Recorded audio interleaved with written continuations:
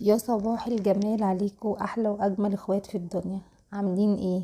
يا رب تكونوا بخير. تعالوا بقى كده يوم جديد وفيديو جديد زي ما انتم شايفين بالظبط. ماسكه المقشه وشايله الخرطوم، يبقى المهمه شديده قوي. بس قبل ما نبدا اي حاجه تعالوا نقول اللهم صل وسلم وبارك على سيدنا محمد وعلى اله واصحابه اجمعين. بصوا، هي بدايه كده ما كانتش فيها نيه خالص للخرطوم. زي ما انتم شايفين انا كنت بروق اصلا قبل ما تشوفوني بفتح الباب وبدخل كده. والمقطع ده جه بالصدفه، يعني انا فاتحه الكاميرا على ان انا هبدا ترويق وكده، فسبته ونزلت جبت الحاجات دي من تحت في شقه حماتي. داخله اروق عادي شقتي ومفيش اي حاجه، لقيت الموضوع هنا رخم شويه. لا، شايفه الحوافظ مش احسن حاجه، اللي هو بديل السجاد مهما اعمل شايفاه مغمق الدنيا كده، مش عاجبني. فقلت لا، هي الشقه لازمها الخرطوم. اول حاجه كنت بشتري جواكت دي بتاعت اخويا، كان باعتها لي اغسلها له يعني، عقبال ما مراته بقى تيجي وتستولى امره يعني، عشان احنا تعبنا منه. يلا مش مهم، هتسمع وهتشوف. فقمت بقى دخلتها جوه عشان خاطر تنشف، طبعا ده يطلب عينيا اعملها له على طول. فقمت بقى ايه، لقيت الستاير والجو ده، وشايفين الجو بدأ ان هو يسقع وكده. ويعني هو مش مستقر احسن حاجة، بس دلوقتي خلاص بدأ ان هو يشتي قوي بطريقة غريبة يعني. فقلت لا خلاص بقى، ما بديهاش. هبدأ ان انا زي ما احنا بنشيل لبسنا الصيفي ونطلع الشتوي، شقتنا كمان ليها فرش شتوي وفرش صيفي، اكيد كلنا بنعمل كده. فقلت كفايه بقى كده، وابدا ان انا اشيل كل حاجه واشوف هعمل ايه، وافرش بقى الفرش اللي هو الشتوي وكده. وبصوا، هو بيني وبينكم لحد دلوقتي عماله اقول افرش السجاد ولا ارجع افرش بديل السجاد ده تاني. كده كده انا اصلا يعني ايه، وجودي في الشقه قليل وبطلع النوم، بس انا محتاجه ان انا ادفي ولادي. ولادي بنايمين في اوضه فيها بلكونه، وانا شقتي بقى في الحر حر وفي السقعه بجد سقعه يعني ملهاش حل. فقلت لا خلاص، ما بديهاش، محتاجه ان انا ادفيهم برضو عشان ما يتعبوش مني. وانتوا شايفين الاطفال دلوقتي الجو مش احسن حاجه. وانا بصراحه يعني خفت عليهم، فكده رحت قايله ان انا ايه، اني هبدا ان انا افرش وكده يعني. هبدا بقى زي ما انتوا شايفين، خلاص ما دام الجنونه اللي انتوا شايفينها دي جت، هتيجي على كل حاجه. بدات ان انا اشيل الستاير واخد المفارش كمان اللي انا فرشاها وكده، وكنت هشيل القعده، بس والله العظيم استحرمت الموضوع ده جدا، لاني ما فيهاش اي حاجه يعني نضيفه بطريقه ان انا شايفاها كده حرام عليا. فدي الوحيده اللي ما مرضتش يعني. بصوا، بدات افكر وكنت هشيلها خلاص، ورجعت قلت لا حرام. بصوا ببص لها كده وشايفه ان ما فيهاش اي حاجه، لان انا بطلع يعني على ما اطلع اصلا من تحت وكده مبقاش عندي وقت بقى، يا دوبك ممكن بقى لو الولاد هيخشوا بقى يناموا كده اخش انا كمان امسك تليفوني ورايا عليه شغل هعمله، همنتج حاجه، هسجل حاجه، هقعد عليه شويه اشوف ايه الدنيا، هفتح لايف شويه وخلص على كده. ما فيش حاجه يعني اكتر من كده. تمام كده. بصوا بقى، هو النهارده يوم جامد جدا، محتاجه منكم تشجيع بقى، ومحتاجه كده لما تسمعوا الفيديو اسمعوه للاخر، وحطوا لايك كملوا الفيديو واكتبوا كومنت حلو منكم. تمام. انا عارفه ان شاء الله ان انا عندي امل في ربنا كبير قوي فيكم، انكم هتفرحوني ان شاء الله عن قريب. بصوا، عماله الاقي لها البندانه دي من قبل ما ابدا الفيديو، كان عليها حوار. البندانه انا كنت حطاها هنا يا بنتي يعني، هو مين اللي خدها؟ مفيش حد في الشقه غير انا وانتي اللي قاعدين بنكلم نفسنا، دي كانت جنه بقى. فقمت لقيتها ايه عند الركنه كده، فقمت رازعاها في وشها زي ما انتم شايفين. يعني هي قاعده قدامي على فكره، او هي لسه هتطلع مش عارفه. المهم هنعرف دلوقتي. بصوا، كنت منزله الحاجات دي على الارض على اساس ان هو ايه، ان انا هشيلها زي ما انا قلت لكم، بس قلت لا حرام. زي ما انا هقرب لكم الكاميرا لما اجي افرش الفرش، وهوريكم ان هي ما فيهاش اي اتساخات خالص، ومش محتاجه ان انا اهلك نفسي فيها يعني، هشوف حاجه تانية. طبعا عايزه اقول لكم ان انا سايبه الشقه دلوقتي من غير فرش، سقعانه جدا ومطلعه لي يعني شويه ساعه كده محترمين. انا اصلا من فتره لو كنتوا عارفين كنت بقى ماسكه الدنيا، كنت شايله الاوض من مكانها، اصلا ما كانش فيها حاجه يعني. وعملت الدواليب معاكم بتاعت الاطفال وكده، ومفيش اي حاجه. بس بصراحه اللي ما كانوش احسن حاجه البديل السجاد اللي على الارض ما كانش الطف حاجه، ما كانش اصلا ينفع يتفرش تاني. وانا بقى اتلككت في ان انا اشيله، وكده كده اصلا الفرش اللي هفرشه هو تقيل شويتين، بس هو نفس النظام يعني، مفيش حاجه هتتدرى، مفيش بلاطه هيتدرى اكتر من كده، هو تقريبا نفس الشكل. بس برضو السجاد يا جماعه، هو برضو خليكم معايا كده متفقين ان هو ممكن ايه يعني، بيظبط الدنيا شويه. بصوا، هبدا ان انا اطلع على بره على طول. همسك بقى الحاجات دي هنفضها تنفيضه حلوه كده، بصوا بدايه من اول الفيديو كان بالليل. كان بالليل بدات ان انا اشيل حاجتي واظبط اموري، وهقوم بدري ان شاء الله. هتشوفوا هقول لكم قمت بدري وعملت ايه. يعني ده بدايه كده بالليل، اول ما طلعت قلت انشط نفسي كده شويه واشيل الحاجات اللي انا ابدا اعمل تجهيزات اللي هي تشجعني ان انا اقوم اعمل على طول. حبيبي يا الله.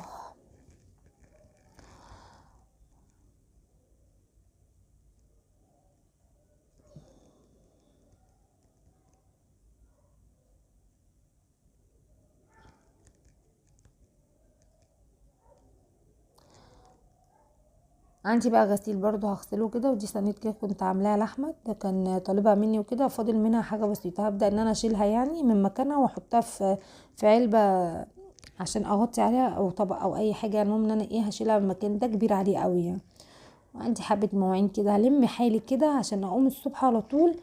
انا بحب اصحى من النوم اخد بريك شويه كده، اللي هو بفصل شويه، لازم انشف كوبايه النسكافيه، اقعد مع نفسي شويه، وبعد كده اقوم ربنا يقويني بقى على اي حاجه بقى بستعد لليوم كامل يعني.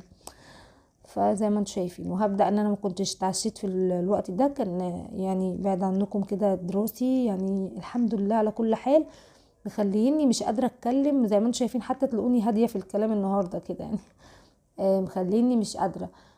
الضرس وجعني، فاكلت على الناحيه التانية، التاني كمان وجعني، فمش عارفه انا محتاجه عمره.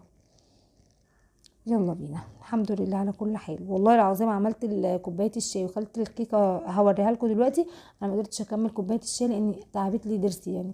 انتوا عارفين اكتر حاجه، ومش عارفه انا لو رحت خلعت سنان انا اعيش ازاي. انا كنت في ولادي كل ما اخلف ولد يعني اخلف طفل فيهم، يحصل لي ان ضرسي يوجعني ويتخلع لوحده، حاجات غريبه كده مش فاهمه ايه ده. يلا لو وصلتوا لحد هنا بقى متنسوش تحطوا اللايك. تمام. هجيب بقى كل حاجه برضو بره، ده بتاعت المطبخ، كل الفرش اللي انا محتاجه افرشه هدخله. وهنحط بقى دور الستار والمفارش ده دلوقتي مش هركنه عشان انا عندي غسيل عايزه اخلصه، عشان ابدا ان انا استغل اليوم اللي هيبقى فضاء، اللي هو مثلا عمال ما الفرش ده ينشف، عشان محتاجه حاجات فيه برضو هفرشها. فعمال ما ينشف وكده يكون انا مثلا خلصت دور الغسيل ولا حاجه. بصوا هنا بنتي كانت بتقولي بقى يا ماما، هو انت مش قلتي ان انت هتجربي لنا الترند الجديد؟ قلت لها امك بتمشي ورا ترندات يا بنتي انت، بس انا يا جماعه عايزه اجربه، فانا هجربه معاكم الفيديو الجاي ونشوف ايه الاخبار. هقول لكم رايي بصراحه. هو المفروض ان انا هخلص معاكم تسجيل دلوقتي الفيديو، وهقوم اجربه، هنشوف مع بعض. بصوا بصوا يا جماعه، يا خبر ابيض، وطعمها ما شاء الله اللهم بارك. هما دول بقول لكم حبه المواعين اللي عندي، بس اني طبعا زي ما انتم عارفين مكان شاي كيكه كده يعني، الحاجات دي هحط دور، احط الستار، وهبدا كمان اخش اجيب بتاعه الولاد جوه، بتاعه مريتش اصور معاكم بقى غرفه الاطفال، قلت خليها واحنا بنفرش يعني.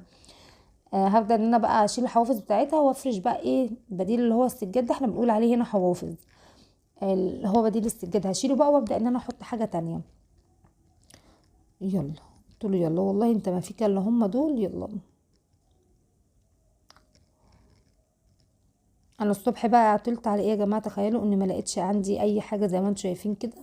فقمت بقى من النوم نزلت طبعا اشتريت الحاجه اللي انا عايزاها، فما جيتش يعني، عطلت اليوم ده. فتاني يوم على طول قمت بدري، ما ينفعش عندي السجاده تتغسل غير بدري.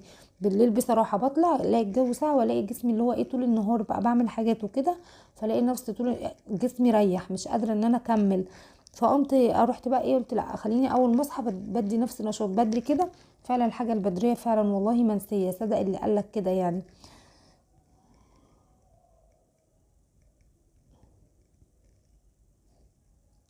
هدي كنسه كده بسيطه. وهنا بقى كان الجنه طلعت، ما لقيتوني بكلم نفسي كده جنه قاعده، هوريكم دلوقتي قاعده بتاكل ايه وقاعده فين. كانت قاعده لي في النص يا حبيبتي، الكاميرا شغاله يا ماما. مش مصدقه الكلام ده، انا بالي كتير ما انتخى كده من اخر حاجه حصلت لي في اللايف، بس مش مهم يعني، هو انا دايما مش هشغل دماغي يعني. مش عارفه يا جماعه الناس دي ازاي تخش تغلط في الناس كده من بدون، والله العظيم انا ولا اعرفها ولا حاجه.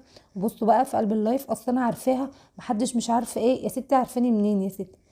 ستي ده انت لو عارفاني ما كنتش عملتي اللي انت عملتيه ده. الله يهديها، والله يهدي الناس اللي بتخش تأذي الناس دي والله، ربنا يهديهم لحالهم. بصوا بقى قلت لازم اخد بريك بقى، مش قادره خلاص، مش قادره، هبطت بقى بسبب قله الاكل، بسبب دراستي وكده. فقلت احاول. بس مش قادره اكل، يعني حاطه ايدي على خدي وهي طعمها خطير والله، بقول لكم طعمها حلو قوي بس انا مش قادره. يلا الحمد لله. انا تقريبا يا جماعه اكتفيت بكده خلاص والله، ما اكلت حاجه تاني. هتشوفوا الشاي حتى بعد كده دلوقتي وانا بغسل المواعين زي ما هو، اخدت كده شفطتين منه، بصوا زي ما هو والله. كان عندي بقى حبه مواعين قلت برضه اعملهم عشان ايه قبل ما بلبل نفسي قوي. خدت كل حاجه هتتعمل ده الصبح بقى، ده اول ما صحيت الصبح كده بدات ان انا اخد كل حاجه اعملها قبل ما اقابل نفسي وكده. فكان عندي حبه مواعين قلت برضه اوريكم كده عشان يبقى نشاط بنشاط بقى، وتقومي تتشجعي كده لو عندك اي حاجه تقومي تعمليها. عايزين نقول بقى كلمتين واحنا بنغسل المواعين، ان احنا نخلي بالنا من ولادنا سواء بنات سواء صبيان في قصه الصحاب يا جماعه. عشان في صحبه دلوقتي يعني انا من رايي من اللي احنا بنشوفه وبنسمعه دلوقتي ان احنا نخاف على الصبيان اكتر من البنات كمان. بلاش فكره بقى انه ولد يعمل اللي هو عايزه يروح يجي ده ولد في الاخر، هو ولد لا في الاخر ممكن يعمل لك مشكله فظيعه، او ممكن يعمل لك مشكله انت متعرفيش تحليها. من اللي احنا بنشوفه الجيل الصغير والسن الصغير بسبب اللي انتوا بتسيبوهم على النت وعلى الكلام ده بدون ما تعرفوا ابنك بيسمع ايه، بنتك بتسمع ايه. خلي يا جماعه اولادكم تحت عينيكم، وبالاخص وباكد على الكلمه دي الصبيان. البنت مهما يكون بتنكسر من اقل حاجه، ما فيهاش الجبروت اللي في الولد. برضو حتى يعني صحاب ولادك البنات نقيهم، وحاولي ان انت على قد ما تقدري تبعدي الصحبه اللي مش كويسه عنها حتى لو هي مش شايفه ده، لان احنا اكتر بنشوف اكتر منهم بكتير، فاهميني؟ فربنا يصلح حالهم وربنا يهديهم يا رب، اللهم امين. بقول لكم كده احنا بقينا الصبح بقى زي ما انتم شايفين. تعالوا شوفوا ايه اللي هيحصل، ايه اللي هيحصل هنا. شايفين يا جماعه كميه الحوافز اللي هتتغسل رهيبه، مفيش حاجه كنت مركناها، كل ده كان مفروش الحمد لله.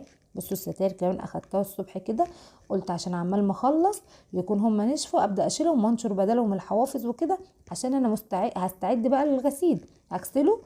اليوم الفاصل اللي ما بين الفرش وكده كان النهارده اللي هو ايه، النهارده عندي بكره الخميس، تمام.